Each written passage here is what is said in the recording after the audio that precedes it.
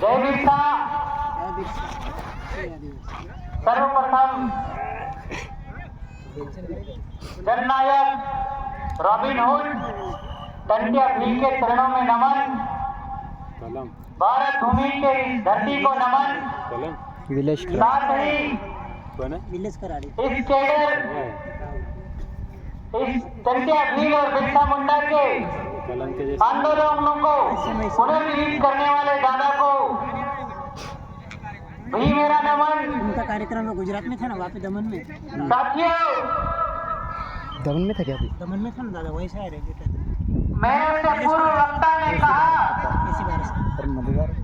काफी सारी बातें आपको बताया कि किस टाइप से बाहर के लोगों के द्वारा हमारे ऊपर षड्यंत्र पूर्वक जांच चली जा रही है।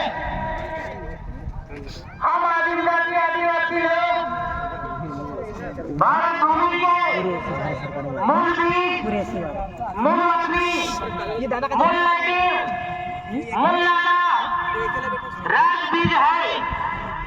बावजूद ये जो केंद्र और राज्य के नाम से चालक सरकारें और गैर आदिवासी बाहरी immigrant, refugee relief granter, RBI के लोग, बेरोजगार लोग किस तरह से हमारे ऊपर अत्याचार कर रहे हैं, वो सारी चीजें पूर्व वक्ता ने आपको बताया। और आज जो यहाँ की व्यवस्था जिस टाइप से बिरसा दादा और टंटिया भील के आंदोलनों को पुनर्जीवित कर रहे हो, वो एक काबिले तारीफ है। साथियों, हमारे जो बड़वानी क्षेत्र है और मध्य प्रदेश क्षेत्र के अंदर जो 5th शेड्यूल इलाका है, इस 5th शेड्यूल इलाके के अंदर जहां तक हमने जानकारी जुटाया और पता किया कि कोई एग्जीक्यूटिव पावर का एक्सटेंशन इन लोगों ने किया है या नहीं किया, तो बिल्कुल भी विधि के अनुरूप इन लोगों ने एग्जीक्यूटिव पावर अर्थात कार्यपालिक शक्ति का विस्तार नहीं किया है। अगर एग्जीक्यूटिव पावर और कार्यपालिक शक्ति का विस्तार मध्य प्रदेश के अंदर शेड्यूल एरिया या अनुसूचित क्षेत्र में नहीं हुआ है, तो किस प्रकार से ये हमारे क्षेत्र में जमीन का अधिग्रहण कर रहे हैं और किस तरह से हमारे क्षेत्र को संचालित कर रहे हैं, इस विषय के खिलाफ हम लोगों को आवाज उठानी चाहिए और उठाते हैं।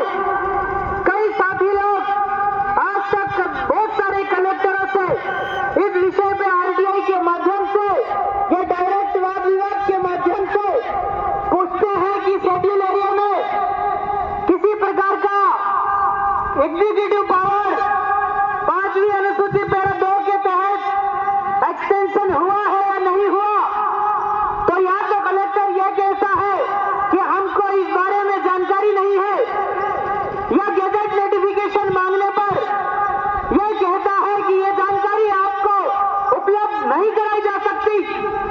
तो क्या हम इस भारत भूमि के नहीं है जो हमको इस प्रकार की जानकारी नहीं देते ये लोग?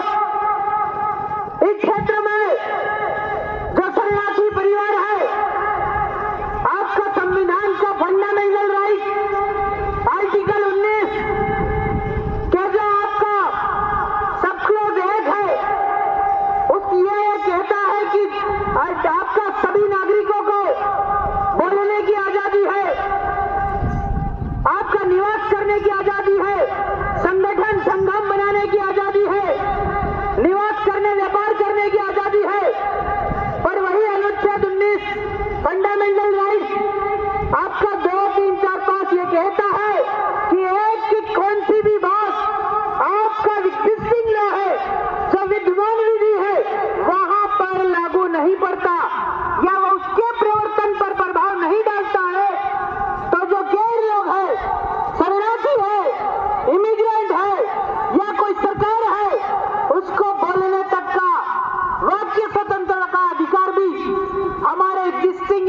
नहीं है।